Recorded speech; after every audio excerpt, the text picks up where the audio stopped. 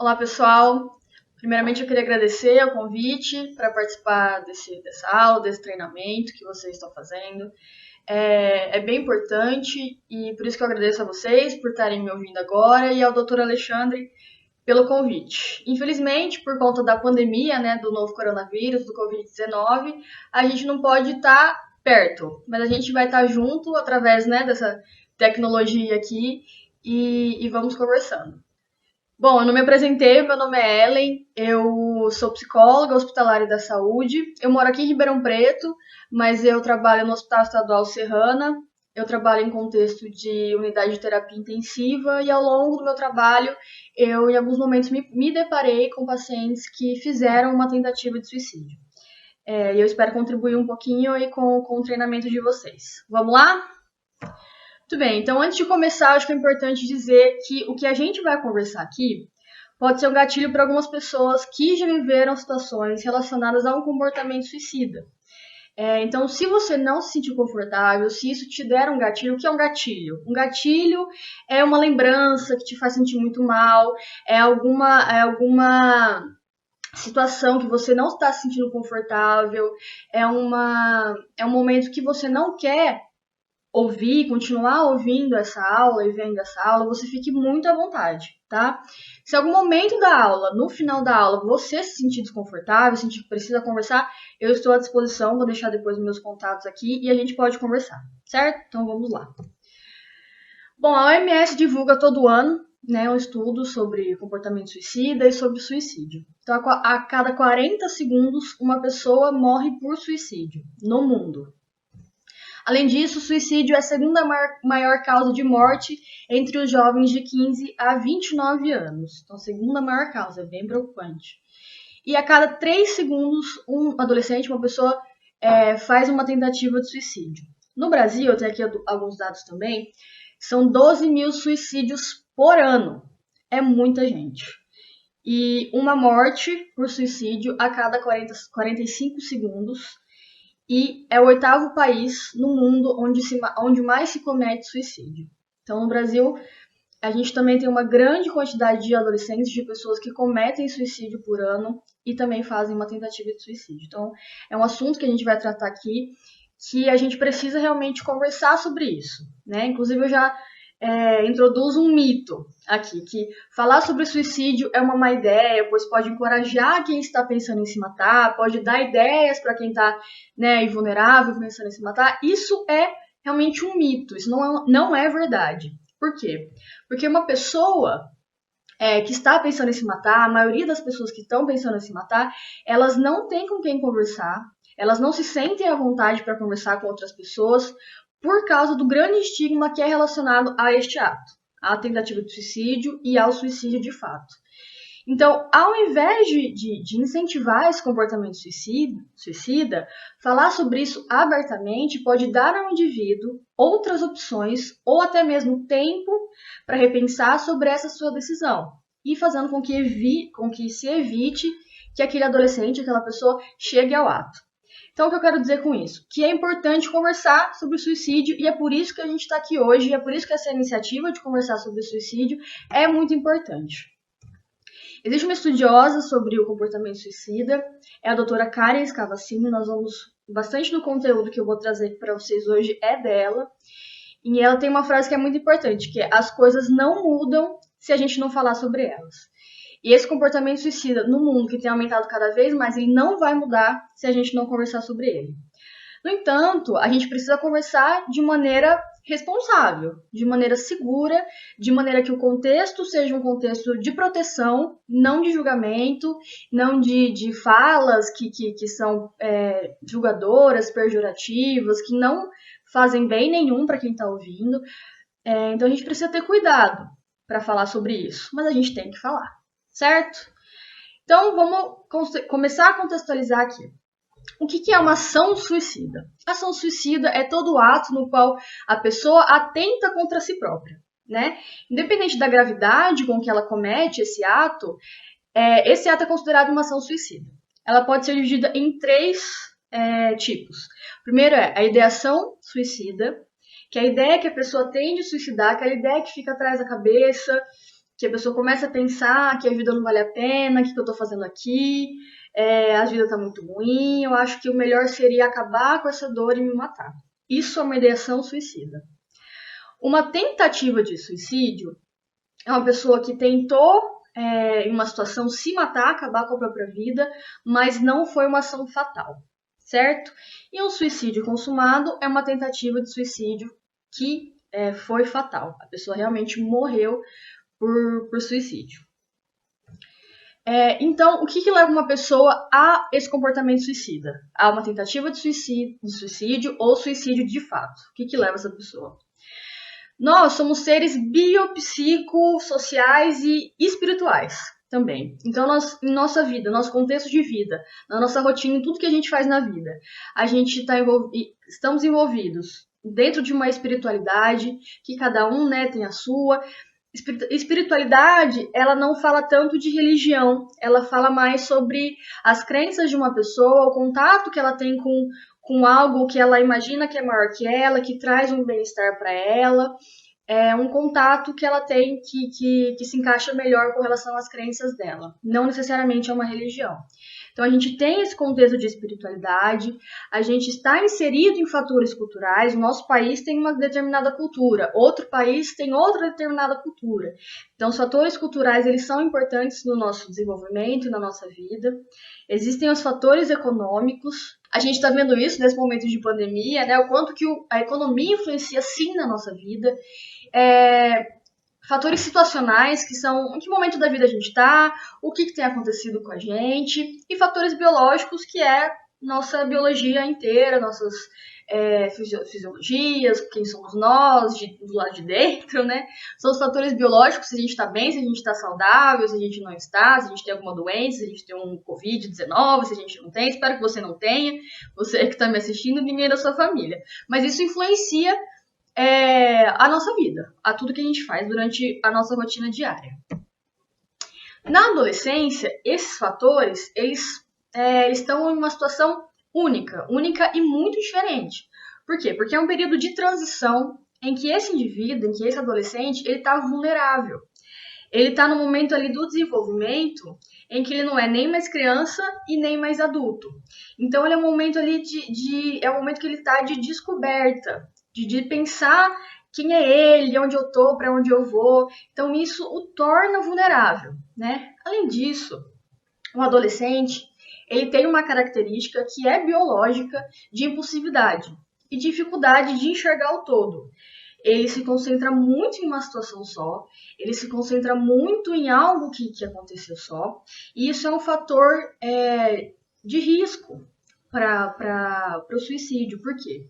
Porque se ele não consegue enxergar o todo, ele não consegue enxergar o futuro.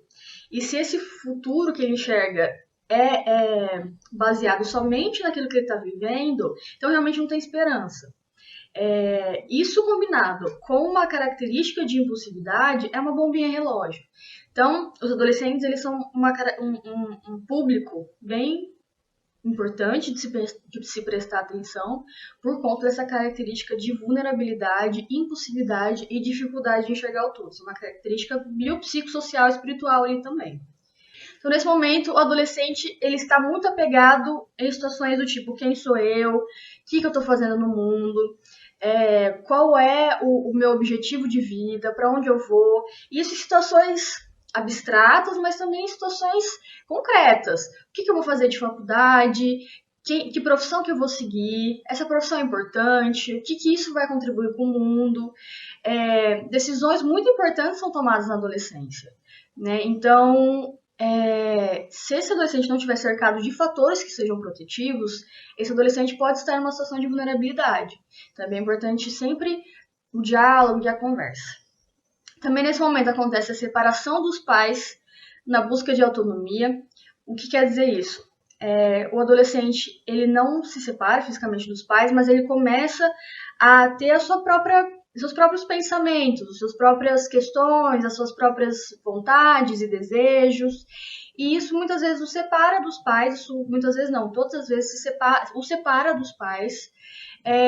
E faz com que ele se ligue a grupos, porque o adolescente é uma pessoa muito social e muito com necessidade de estar em grupo, e faz com que ele se ligue a grupos que são de pessoas iguais a eles, que com certeza são outros adolescentes, na escola principalmente. Então, esses adolescentes, eles são pessoas que vão validar os comportamentos, as vontades e os desejos e uma identificação gigantesca nesse indivíduo. Também existe a busca da identidade, que é como eu falei, para onde eu vou, o que eu vou fazer na minha vida, o que eu vou fazer da faculdade, que profissão que eu vou ter, eu vou mudar de cidade para fazer faculdade, eu não vou, é isso mesmo que eu quero. Então tem toda essa questão da busca de identidade. Existem os lutos, que conforme a gente vai se desenvolvendo, a gente vai deixando coisas para trás. Por exemplo, essa separação dos pais que eu comentei, deixar os amigos, às vezes, de uma cidade, por exemplo, perceber que existem coisas que ele imaginava na infância, que agora na adolescência ele percebe que não é mais isso. Isso vai deixando ele cheio de lutos. E esses lutos, eles precisam ser elaborados. Mas como tem muita coisa acontecendo ao mesmo tempo, muitas vezes o adolescente não tem tempo para elaborar cada um desses lutos, e a coisa vai virando uma bola de neve e vai se misturando tudo e fica uma confusão na cabeça do adolescente.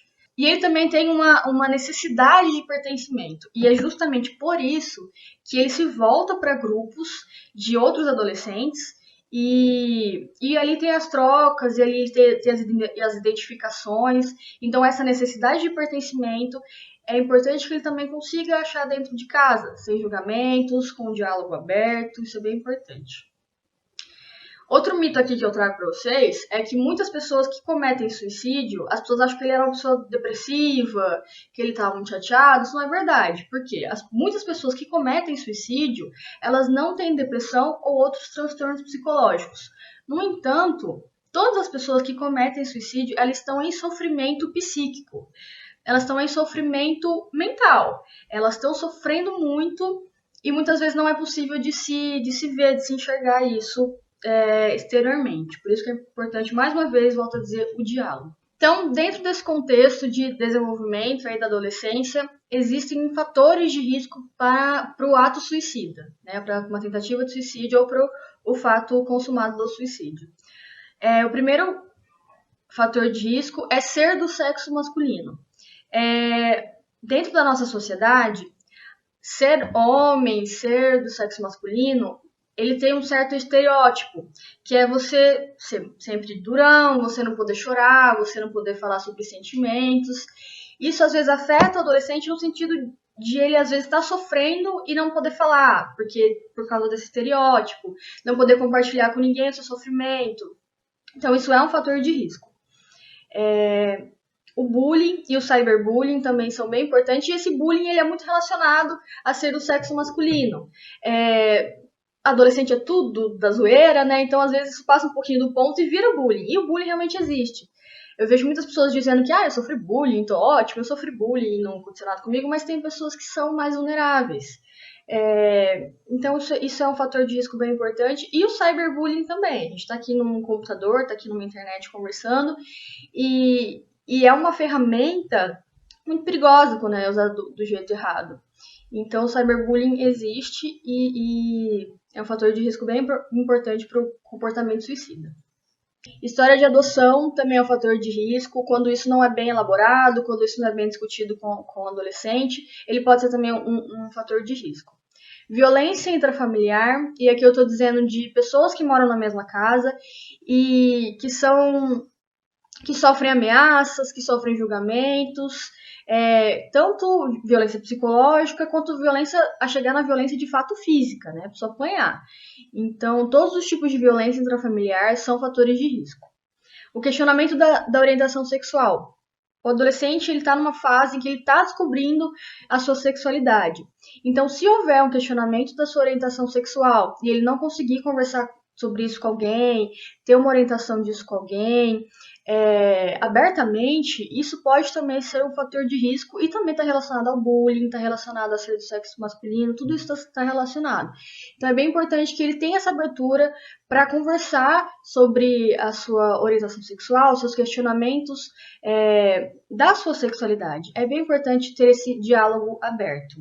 Estresse pós-traumático também é um fator de risco bem importante. Existem algumas situações de estresse muito grande e que o efeito colateral delas são sintomas. E um desses sintomas pode ser uma depressão, pode ser um sofrimento psíquico muito grande que pode levar a uma tentativa de suicídio.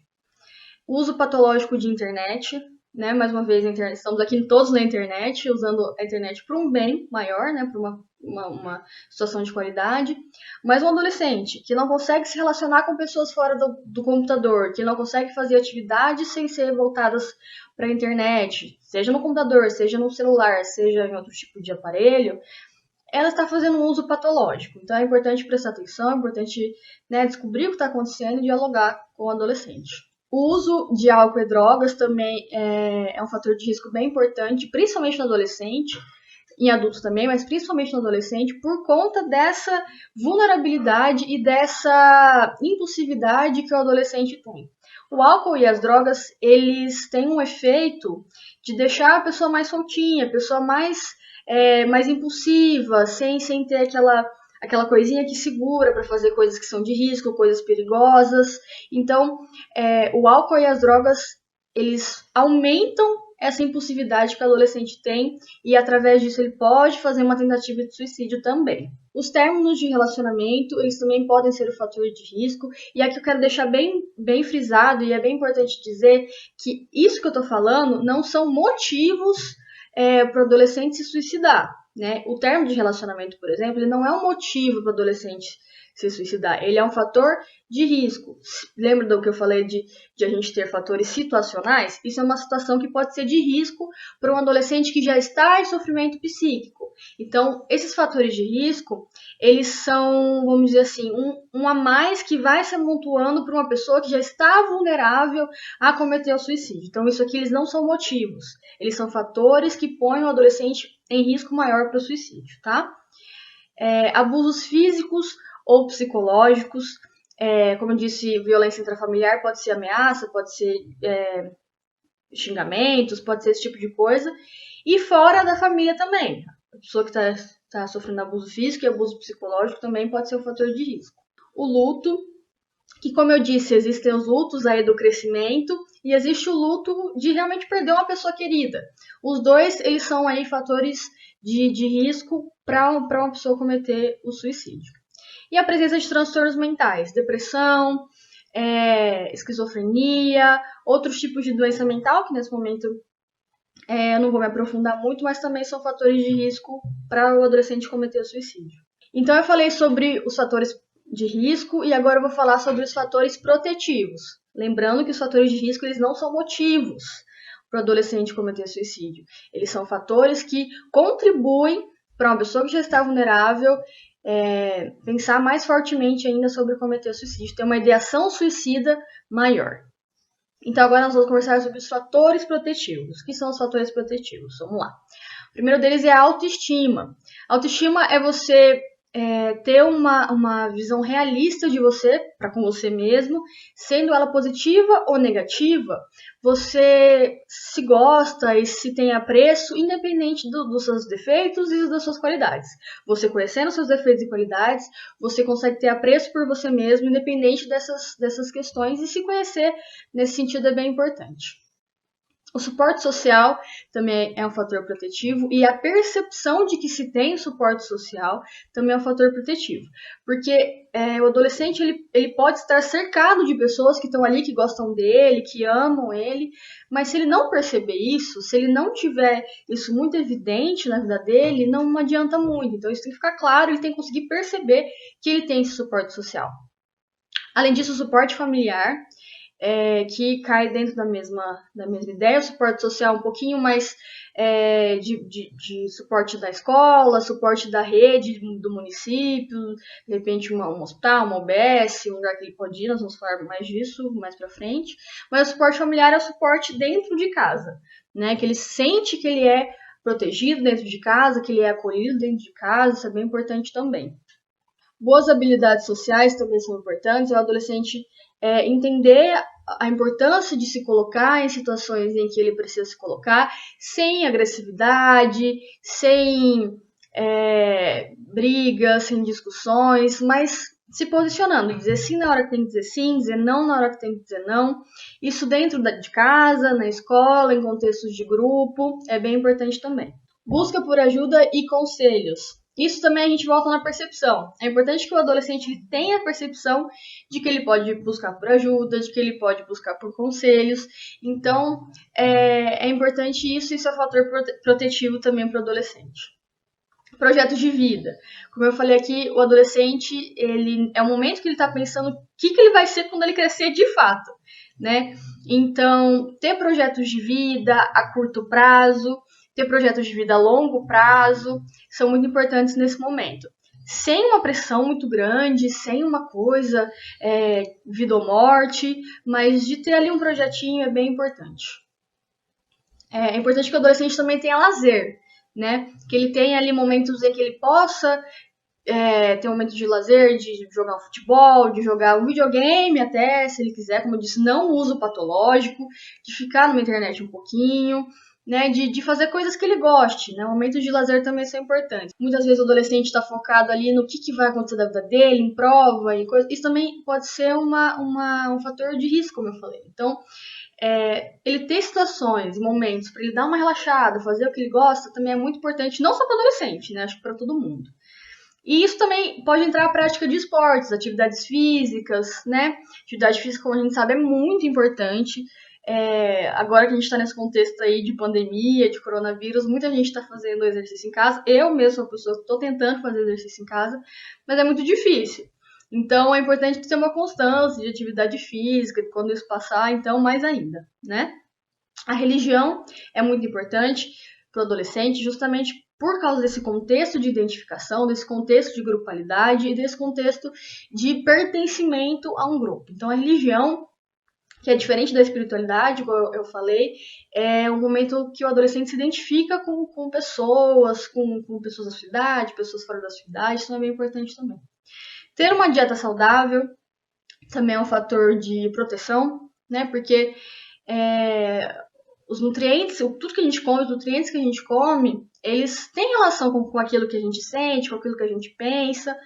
Então, ter uma dieta boa, saudável, balanceada, é bem importante para que os hormônios que estão à flor da pele nesse momento também sejam regulados, né? Ter uma boa qualidade de sono. O adolescente, ele tem uma questão biológica ali de que ele dorme tarde, tem uma dificuldade para acordar cedo. É importante ter um sono regulado, um sono restaurador, né? Uma qualidade do sono boa, uma higiene do sono boa.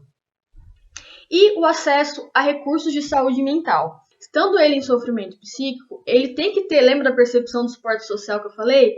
Ele tem que saber que existem lugares e profissionais que vão ajudá-lo se ele estiver nesse sofrimento psíquico. Então, por exemplo, uma UBS, que é uma unidade básica de saúde, mais conhecida como postim, um CAPS, que é o Centro de Atenção Psicossocial, ou um ambulatório de saúde mental, depende do município.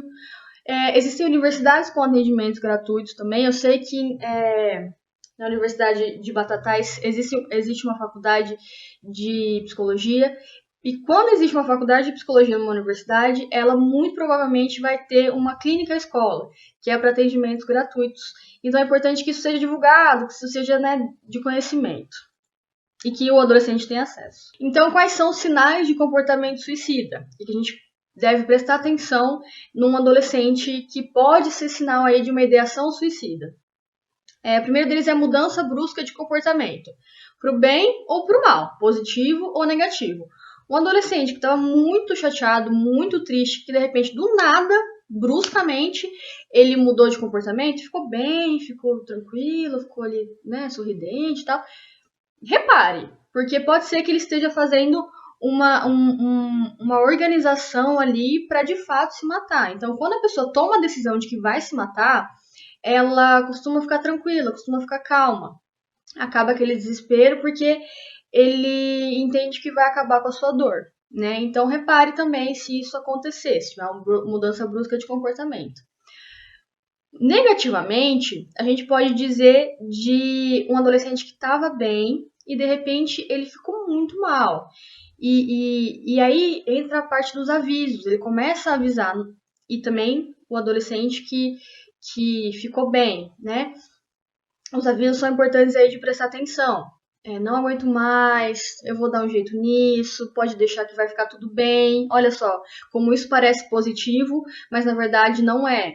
Então pode deixar que vai ficar tudo bem, eu vou dar um jeito nisso. Ou então para o negativo, não tem mais jeito mesmo. Tá vendo como tanto para o bem quanto para o mal? Então é importante reparar nos avisos e nas mudanças bruscas de comportamento. E aqui eu trago mais um mito, que vamos falar mais à frente, mas eu já trago agora, que é cachorro que ladra não morde, né? Quem avisa não faz nada. Se quisesse se matar, se mataria mesmo. Isso não é verdade, né? Os avisos, eles existem, eles são reais, eles são pedido de ajuda. Então é importante prestar atenção em adolescentes que vão, e pessoas adultas também, que vão falando, não aguento mais, eu quero acabar com isso logo. Os avisos acontecem. E a desesperança. Um adolescente que demonstra que ele não tem mais esperança no futuro, que ele não tem projetos a curto e longo prazo, e que ele tá muito apático e diz sobre isso, é um sinal de comportamento suicida. Então é importante prestar atenção também. Então, o que não fazer para não colocar esse adolescente, até esse adulto, numa situação de vulnerabilidade maior, que já está com a ideação suicida, para de fato cometer o suicídio. Aqui eu vou falar de algumas regras da OMS, algumas orientações que a OMS dá para não colocar essa pessoa em risco maior e não trazer os gatilhos, lembra dos gatilhos que eu falei? Não publique fotos de velório e de pessoas em desespero, pais, amigos, no velório de uma pessoa que cometeu suicídio. Isso pode trazer gatilhos e pode colocar a pessoa numa situação de ideação suicida maior e de planejamento, que nós vamos falar já já. Não publique foto do local da morte. Muitas vezes, hoje em dia, com o WhatsApp, com essa facilidade que a gente tem de comunicação, as pessoas querem compartilhar a informação, a notícia, mas é importante não publicar, né? Também por conta do gatilho. Não divulgar os meios de suicídio, porque uma pessoa com ideação suicida, se ela tem acesso aos meios de suicídio, de cometer o suicídio, isso pode aumentar a ideação dela, passar por um planejamento, que nós vamos conversar daqui a pouquinho, e ela pode de fato cometer o suicídio. Então, existem regras até para publicação de jornalismo, que não se pode dizer como que a pessoa se matou, onde a pessoa se matou, em que momento, não se pode dizer. Evite colocar fotos de pessoas em desespero e aflição. Relacionar suicídio com uma pessoa muito triste, suicídio com uma pessoa desesperada, porque pode não ser verdade. A pessoa que está no sofrimento psíquico, ela pode estar no nosso meio, conversando normalmente. Lembra que eu falei que ela pode estar calma? Ela estava mal, de repente ela ficou boa?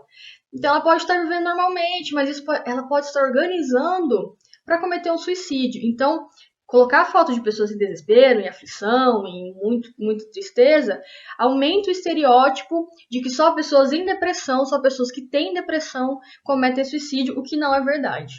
Evitar ser sensacionalista. Muitas pessoas, a gente vê muito em televisão, né? Há programas que são sensacionalistas e que fazem esgotam o assunto até não poder mais, e fala com a mãe, fala com o pai, fala com isso. Mas também a gente vê hoje em dia em notícias de Facebook, notícias de WhatsApp, informações muito fortes em cima daquela notícia, o que não é legal, porque pode criar novamente estereótipos e pode trazer gatilhos para pessoas que já estão vulneráveis. Evitar tratar o suicídio ou transtornos mentais de maneira romantizada. Isso é muito importante, porque existiu aí o suicídio recentemente de um ator, o Flávio Migliaccio. Ele se suicidou e deixou uma carta. E eu vi muito na mídia falando, eu concordo. Na mídia, assim, eu digo Instagram e tudo mais. Pessoas dizendo, eu concordo, realmente, tal. Ou então, um pouco menos recente, adolescentes que cometeram suicídio aqui em Ribeirão Preto, em que as pessoas começaram a romantizar isso, começaram a falar, realmente ele tinha razão, realmente a coisa não estava boa. Isso não é verdade, né? O suicídio ele não é bonito, o suicídio ele não é uma escapatória, o suicídio ele não é poético, e o suicídio ele pode muitas vezes, o suicida, né, as cartas de suicídio, eles podem muitas vezes não ser a realidade do contexto, mas sim uma realidade do que a pessoa sentia naquele sofrimento psíquico que ela sentia.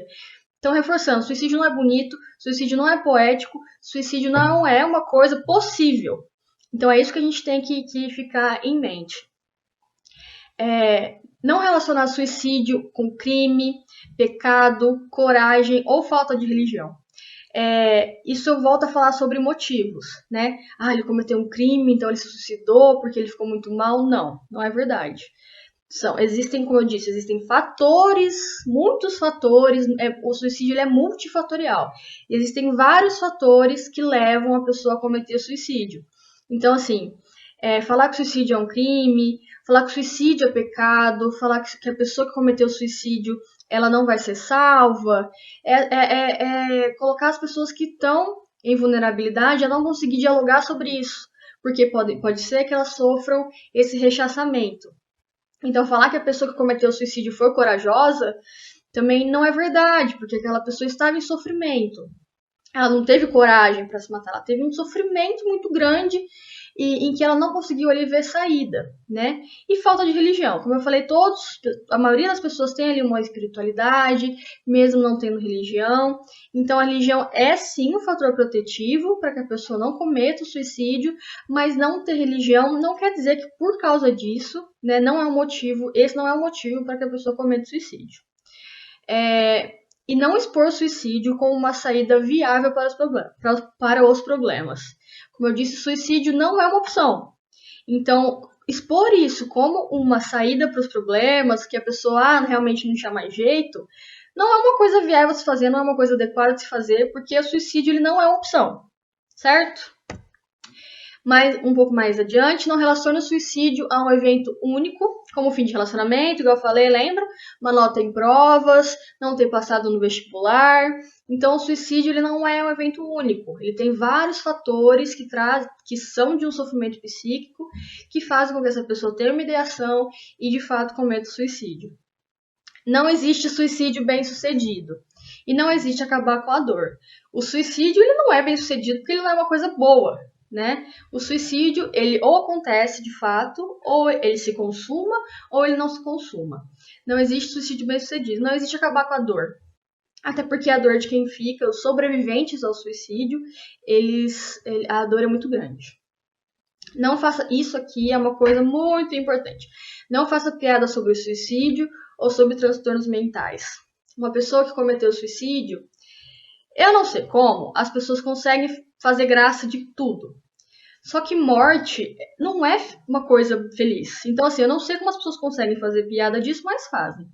E também os transtornos mentais. Uma pessoa que tem um transtorno mental, que tem uma dificuldade, ela precisa de ajuda, ela não precisa de piada, ela não precisa que seja feito graça com a sua doença. Porque transtornos mentais, eles nada mais são do que doença. Não dê declarações que façam as pessoas perderem a esperança de melhorar. Do tipo, é assim mesmo, a vida é assim, isso aí não tem jeito mesmo, é assim mesmo. Isso faz com que a pessoa entre numa desesperança, né? Então é importante manter a posição e falar, olha, o que você precisa, o que está acontecendo, né? Porque a vida não é assim. Existem situações, lembra do situacional? Existem situações. Existem situações que a gente está mal, existem situações que a gente está bem, depois a gente fica mal, depois a gente fica bem. Então, a vida não é assim, né? Não é possível que a vida seja só sofrimento. Existem muitas pessoas que a vida é muito pesada e muito difícil, e a gente não precisa ir muito longe para saber que pessoas são essas. Mas o suicídio, mais uma vez, não é uma saída possível. E sim, a ajuda a essas pessoas é uma saída possível. Não contribuir para a estigmatização e o preconceito relacionado a pessoas com transtornos mentais e também aos psiquiatras e psicólogos. Muito se diz que psiquiatra é coisa de louco, que psicólogo é coisa de louco, que eu não preciso ir no psicólogo porque eu não sou doido, né? Então, ir ao psicólogo, ir ao psiquiatra, muito ao contrário do que algumas pessoas pensam que é uma fraqueza, na verdade, é um dizer de que você precisa de ajuda. E às vezes, para dizer que você precisa de ajuda, é preciso de muita força. Então, não é uma fraqueza, muito ao contrário, é saber procurar ajuda. E também não culpar a vítima. Porque a vítima de um suicídio, a pessoa que cometeu um suicídio, ela tinha um sofrimento muito grande. Então é importante não ficar criando motivo, por que aconteceu, por que não aconteceu, ele fez isso, ele fez aquilo. A culpa não foi dela. Ela vinha de um sofrimento, ela teve uma ideação, ela teve um planejamento, teve todo um acontecimento multifatorial que levou ela a cometer suicídio. Mas a culpa não é dela, até porque uma pessoa que teve um suicídio confirmado morreu, infelizmente morreu, e ninguém é culpado de morrer. Então aqui, muito importante, também pode ser um gatilho para pessoas vulneráveis. Se você receber um vídeo ou uma imagem com fotos de suicídio, não repasse. Para ninguém. Apague, joga fora, faz o que for, mas não repassa. As imagens de suicídio, elas são gatilhos muito grandes, eu vou explicar daqui a pouquinho, para pessoas em vulnerabilidade que estão com ideação suicida. E além de não repassar, é importante que você denuncie. Muitas pessoas às vezes querem falar, olha como eu sou informado, eu peguei a notícia aqui, olha só isso aqui, que coisa ruim, a gente precisa falar, como eu falei, a gente precisa falar de suicídio, mas a gente precisa falar com responsabilidade. E repassar a imagem de suicídio e fazer todas aquelas coisas que eu disse agora há pouco não é responsável. É colocar pessoas em ideação suicida, em risco de comportamento suicida, mas em fatores de risco ainda. Então não repasse.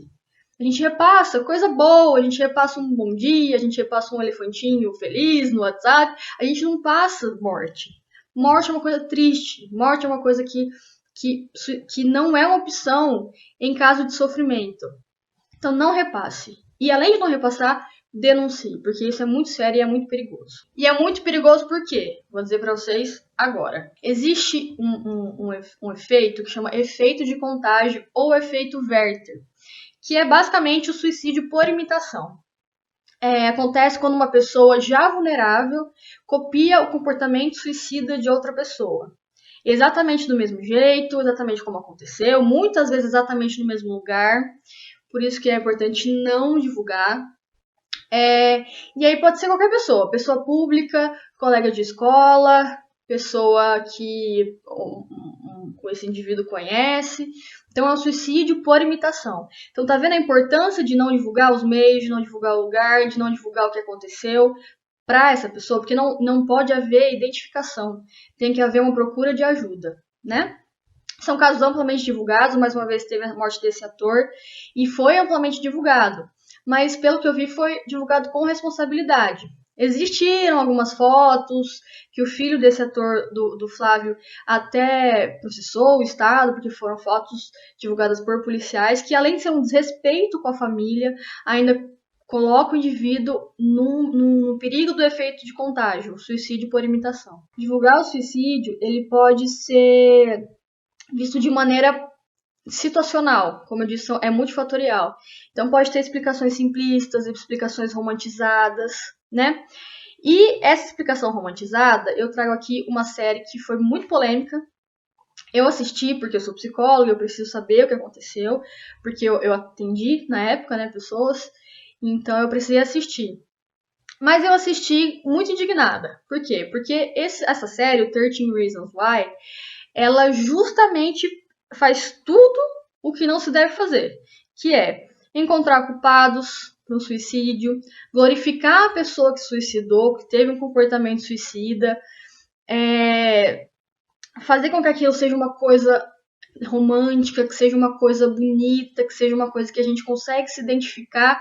Não, isso não é uma coisa bonita, isso não é uma coisa que a gente precisa se identificar, isso não é uma coisa que existe motivos, né? Existe ajuda, não existe motivos. Os motivos são multifatoriais. Essa série ela foi tão feita de forma incorreta com as relações da OMS, que houve um aumento de 13% no número de suicídios nos Estados Unidos, entre pessoas com 10 a 19 anos. e o aumento também da procura de suicídio no Google. Então, pessoas com ideação suicida que assistiram essa série estavam numa vulnerabilidade para gatilhos muito grande e aumentou 13%. 13% não é pouca coisa. 1% que seja já não é pouca coisa. Os adolescentes, por estarem nessa fase de identificação, de grupalidade, de pertencimento, eles são mais influenciáveis à exposição midiática do que os adultos. Até porque também eles têm mais contato com isso, mais facilidade com isso do que os adultos, e por isso eles ficam mais vulneráveis. Ao contrário do efeito Werther, né, do suicídio por contágio, a gente tem um efeito Papageno. O efeito Papageno, ele tem esse nome por causa de uma ópera de Mozart que chama Flauta Mágica, e o seu ator principal era o Papageno. Ele tem ali uma ideação suicida durante a ópera, mas ele é convencido a fazer o contrário. Então, o que é esse efeito Papageno? É uma valorização da resiliência de quem conseguiu superar a vontade de tirar a própria vida. Então, é valorizar as pessoas que conseguiram reverter esse quadro de ideação suicida e mudaram sua ideia. Isso se chama efeito Papageno. É a valorização dessas pessoas. Isso precisa ser mostrado. Essas pessoas que tinham uma ideação suicida, mas conseguiram reverter essa situação suicida, conseguiram ser resilientes a essa situação suicida e conseguiram procurar ajuda e conseguiram seguir aí com a sua vida. Efeito Papageno. Identificando essa pessoa que pode estar com uma ideação suicida, identificando que tem uma pessoa, um adolescente com um sofrimento psíquico grande, como ajudar? Então vamos lá. Principalmente é importante saber como é que isso te afeta pessoalmente, né? Saber as suas dificuldades, as suas facilidades de lidar com esse assunto, né? Saber o seu limite para lidar com aquele assunto. Porque se você é uma pessoa que não tem de repente passou por uma situação dessa e acha que não vai conseguir, acha que tem muita dificuldade, então procura outra pessoa, né? Então é importante se conhecer primeiro e saber os seus limites para lidar com isso, né? É importante não ter medo de perguntar ou usar a palavra suicídio. Dentro de contextos médicos, hospitalares, psiquiátricos, a gente costuma dizer autoextermínio. E é uma palavra que eu não gosto muito, assim, porque a gente tem que usar a palavra que é suicídio, né? A pessoa tentou se matar, a pessoa cometeu um suicídio. Então é importante dar nome aos bois, não ter medo de usar essa palavra. E aí, para um início de conversa, é importante ir por partes, né? Primeiramente, chegar na pessoa que você percebeu ali que tem uma ideação suicida, perguntar, você já pensou em se machucar? Depois, um pouquinho mais adiante na conversa, eu vi que você postou alguma coisa, você está querendo conversar sobre isso? E aí chegar, de repente, a perguntar de fato, você está pensando em suicídio agora? Né? E aí esperar para ver o que vem de resposta. Se a pessoa estiver com planejamento suicida, o que é um planejamento? É a pessoa saber a data que ela vai se matar, o método que ela vai se matar, o lugar que ela vai se matar, tudo organizado, é um sinal que ela precisa de ajuda urgente, parar tudo que estiver fazendo e ajudar essa pessoa. Você pode chamar o SAMU 192, e é importante que, se você puder, manter contato com essa pessoa. Muita gente pergunta se avisa ou não avisa, aí depende da situação. Se você acha que avisar vai colocar a pessoa em maior risco de continuar com aquele planejamento, então fica com ela, não avisa, né? Vai conversando, conversa é muito importante. Mas se você perceber que tudo bem avisar, é bom avisar. Falar, olha, eu liguei para um número, pessoas vão chegar aí para te ajudar, ter a calma e ir conversando, tá? Mas ligar na hora para o SAMU 192, que é uma situação de urgência, uma emergência médica. Não existem respostas certas ou erradas, né? No momento que você está conversando com um adolescente que tem uma ideação suicida, é natural que você fique nervoso, né? E você pode até expor, eu estou um pouco nervoso, eu não sei muito bem como conversar com você sobre isso. Isso dá uma horizontalizada ali na conversa, né? Não te põe numa situação de superioridade. E o adolescente, nesse momento, ele pode se sentir mais acolhido, né? Menos julgado e mais acolhido. Como eu disse, suicídio não é uma escolha. A pessoa não escolhe suicidar. O suicídio, ele é multifatorial, que leva uma pessoa na ideação, no planejamento e no cometer suicídio de fato. Não é covardia e não é uma saída fácil, né? Falar que o suicídio é covardia, que o suicídio é uma saída fácil, é colocar o estereótipo. e colocar pessoas que de repente estão em vulnerabilidade a não procurarem ajuda por causa do estereótipo. As pessoas com comportamento suicida, elas são muito mais do que aquele comportamento. Pessoas que sobreviveram ao suicídio, é muito importante que elas não fiquem estereotipadas como uma pessoa que cometeu suicídio. Né? A pessoa é mais do que aquilo. Né? Nós somos seres biopsicossociais e espirituais. Então, nós não somos uma atitude, uma ideação suicida, uma tentativa de suicídio. Nós somos muito mais do que isso. Então, também, além disso, toda a comunicação suicida ela deve ser levada muito a sério. Né? Como eu disse antes, que é um mito que as pessoas que cometem suicídio não avisam. Que as pessoas que cometem suicídio só queriam chamar a atenção e acabou morrendo. Isso é mentira. As pessoas que cometem suicídio, muitas e muitas delas avisam antes. Com aqueles avisos de eu não aguento mais, eu vou acabar com tudo, não, mas agora vai ficar tudo bem. Preste atenção. Para ajudar também, é importante aumentar os fatores de proteção dessa pessoa. Né? Como eu disse lá antes, existem os fatores de proteção e é importante que exista a percepção, existe o aumento desses fatores de proteção em volta dessa pessoa, desse adolescente. Né? Uma simples conversa, ela pode evitar o comportamento suicida.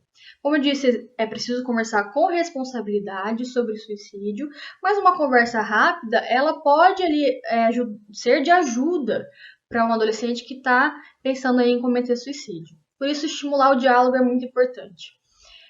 Estimular também a criação de espaços de cuidado e de pertencimento. Lembra que eu falei que o adolescente ele precisa de um espaço de pertencimento.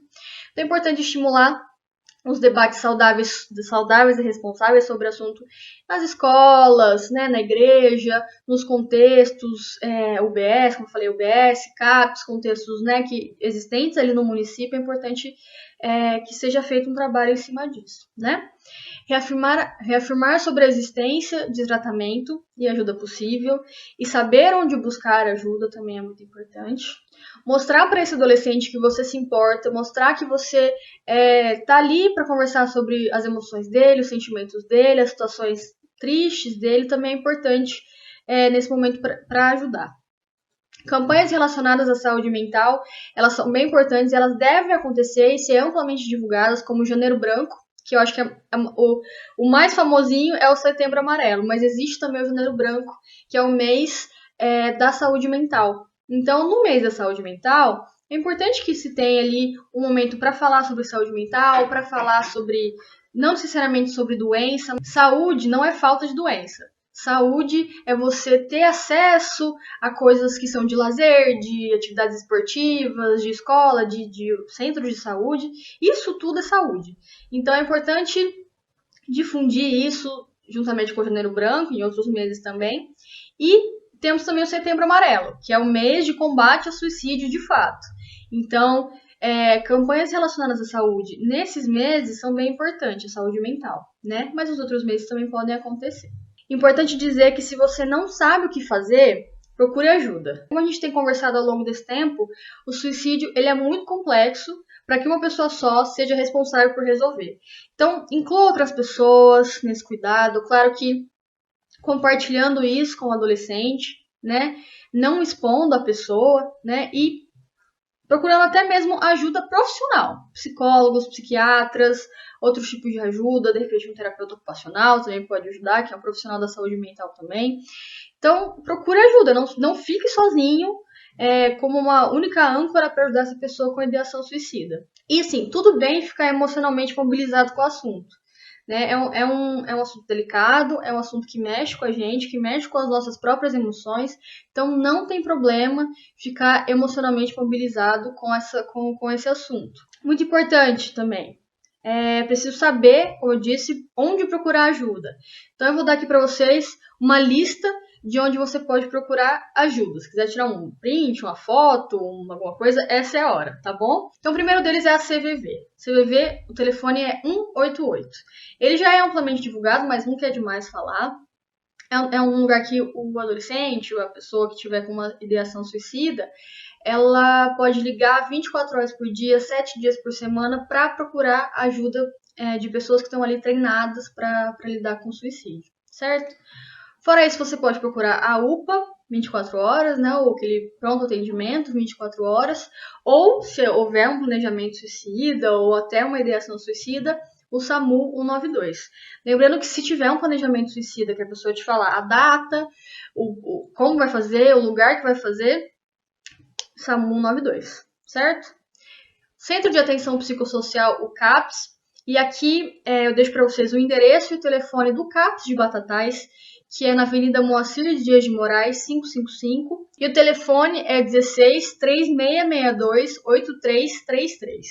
E o Centro de Atenção Psicossocial é lugar onde existe atendimento médico, psiquiátrico, atendimento de psicólogos, atendimento de terapeutas ocupacionais, atendimento de enfermeiros, de todas as pessoas que trabalham ali em saúde mental para ajudar essas pessoas que têm algum transtorno mental ou pessoas até em ideação suicida e sofrimento psíquico.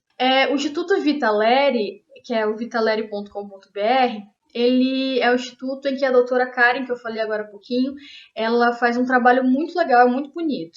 Então, se vocês quiserem acessar o Instituto Vitaleri, tá aí o site para vocês, tá bom? Além disso, tem a Associação Brasileira de Estudos e Prevenção ao Suicídio, e o site é abeps.org.br, e lá tem muito material também para você conseguir ajudar outras pessoas e estudos falando sobre o suicídio. Além disso, existe um Instagram, que acho que é ali mais próximo da gente no Instagram, que é o @euestou, onde tem mensagens curtinhas sobre suicídio, sobre onde mais você pode procurar ajuda, dali para haver uma identificação e saber onde você pode buscar ajuda. Então, @euestou. Para finalizar, eu vou deixar essa frase com vocês, que é o seguinte: o suicídio ele não é culpa de ninguém, como eu disse, mas ele é um problema de todos. E a gente precisa conversar sobre isso. A gente precisa saber que não é verdade, que isso vai incentivar mais ainda e que é preciso ficar quietinho com relação a isso. A gente precisa falar. E a gente precisa falar, como eu disse, de uma forma responsável, segura, sem julgamentos, de forma protetiva. Certo? Eu agradeço muito a você que me ouviu até agora. Eu espero ter contribuído com essa aula, com esse treinamento que vocês estão fazendo, e eu me coloco à disposição, tá? Meu e-mail é ellenralmeida@gmail.com. Se em algum momento você se sentiu desconfortável, você sentiu que você quer conversar sobre isso, eu me coloco à disposição para conversar em particular, tá bom? Um beijo para vocês, muito obrigada por me ouvir até agora, e até mais. Tchau, tchau.